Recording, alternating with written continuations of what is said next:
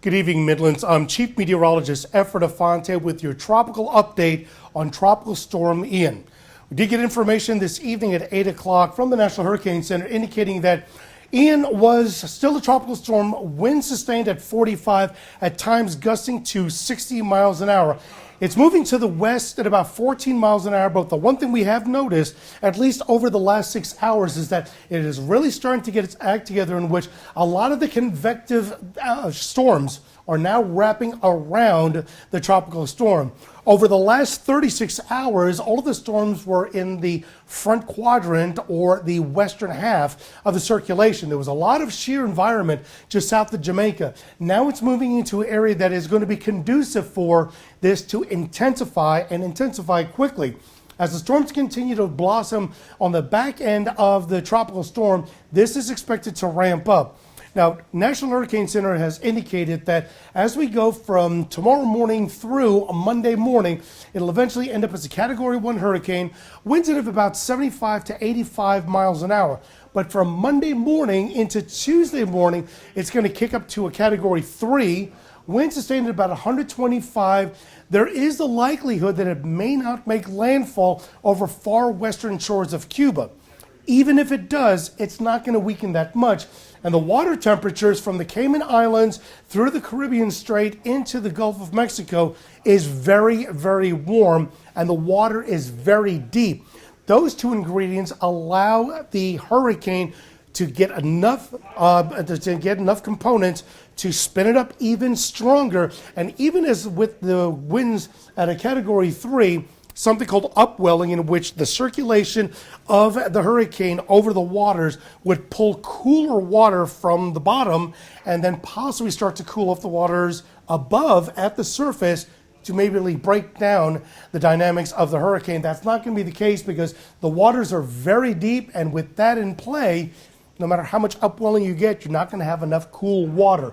And that's going to continue and become a Category 4 by Tuesday. Winds at about 130 miles an hour, and that'll continue into Wednesday evening.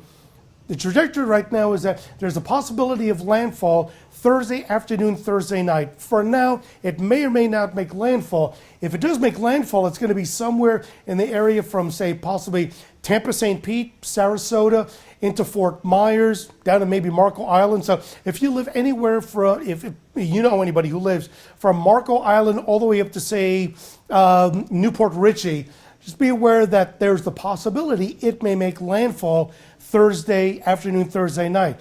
If not, the landfall trajectory for now may be anywhere from Newport Richey to the Big Bend and then extending all the way out to possibly Pensacola, Florida. That is at least the trajectory on the 5-day from now. The one noticeable thing about the 5-day track is that a lot of the guidance models over the last 36 hours have significantly shifted from making a landfall through the Tampa St. Pete area and then coming out on the other side somewhere between St. Augustine's and Jacksonville. Now, half the models are taking it heading towards Port St. Joe's and Panama City. Some other models are indicating the possibility of the landfall somewhere east of the Big Bend all the way down to Sarasota. A lot of uncertainty on the 5-day tracks from the other spaghetti models. But the one thing that we have seen is that on the 7-day tracks, a couple models still indicate a crossover from west to east coast of Florida and then coming back out into the Atlantic off of the Georgia and Low Country coastline, where other models indicate that once it makes its way through the Panhandle, it'll then proceed either through the eastern side of Alabama or the west side of Georgia and proceed north. A lot of uncertainty, and you hear that word all the time, but the bottom line is that the 5-day track is not going to be the center line. It could deviate in any direction, and it will really be a telltale sign of what's going to happen as it makes its way through Cuba. Here's the model forecast from both the American Global Forecast System, or the GFS, and the European Central Weather Forecast Model, or the Euro. The blue is the GFS, orange is the European model. Here we are, and Sunday going into Monday, there's a good general consensus as far as location of where Ian's going to be. This is not going to be for strength, specifically for location. By Monday midday, they start to deviate just a little bit, but they're still within 50 kilometers of each other. Now on Tuesday, The American model is indicating it's not going to make landfall. It's going to go right between the Yucatan Peninsula by Cozumel and then to the western shores of Cuba by Havana, while the European model is indicating a brief but possible landfall.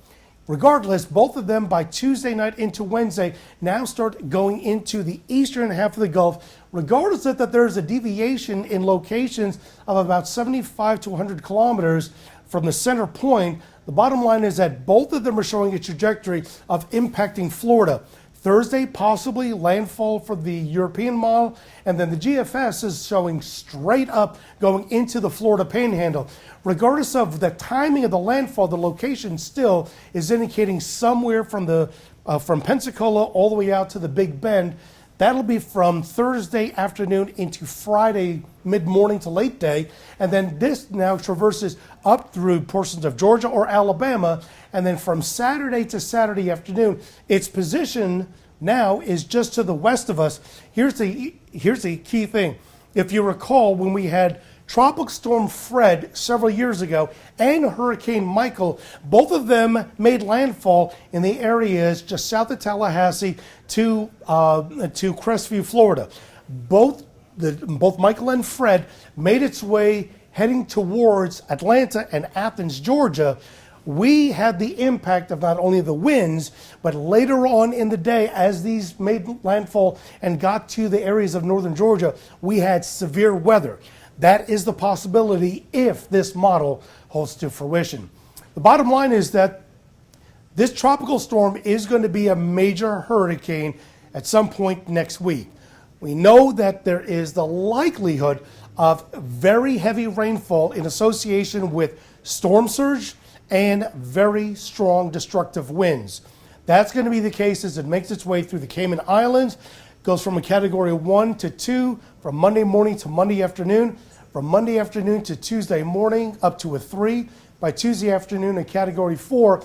And regardless of the 130 mile an hour sustained winds that is going to be on the eastern side of the Gulf, the main point is that where its trajectory is going to be and where it's going to be potentially impacting South Carolina is going to be very dependent on where it makes its landfall. And as it makes its way up, if it makes it out back to sea, out east of St. Augustine's in Jacksonville, Florida, then we're going to have a slightly lesser impact as far as the heavy rainfall, but we're going to have to deal with the storm surge.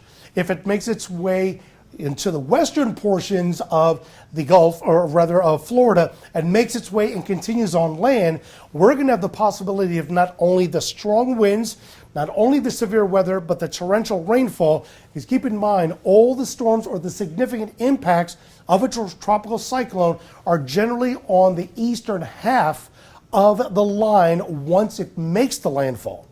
Something we're going to be watching very carefully. We'll have updates on this periodically for the next several days right up until the time of landfall. We'll have it here on WLTX News 19, on air, online on WLTX.com, as well as on our YouTube, Facebook, and Twitter pages. I'm Chief Meteorologist Efren Afante with your update on Tropical Storm Ian.